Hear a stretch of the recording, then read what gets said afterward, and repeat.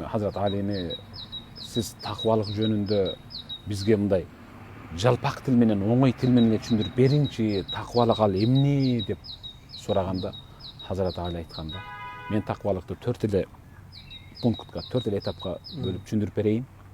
Жашооңуз ушуну бекем карма деген да. Таквалык деген ал хашияту минал жалил, Аллахтан чындап коркуу.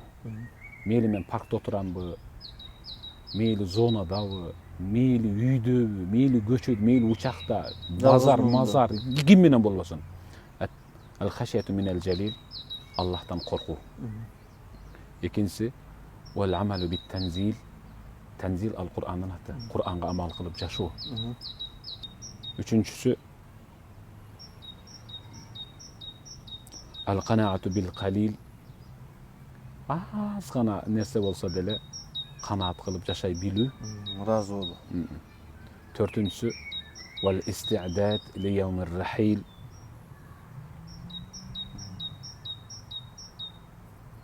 Men aya şul mындай эме кылат да. Жүрөгүмдү буvat.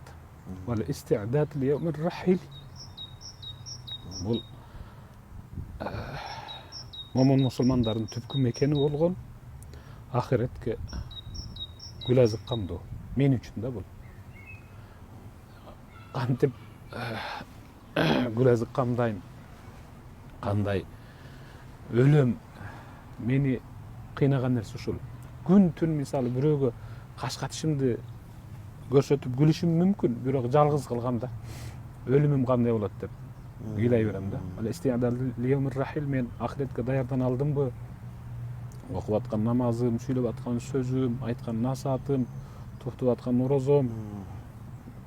Мен ушул акыркы көз ирмимдеримде пайгамбар айткан мыкты өлүмгө алып бара албайбы деп ушинтип тынчым кетет. Hazrat Ali'nin aytқан ушул сөзү мен үчүн аябай жүрөгүмө мык менен каккандай да.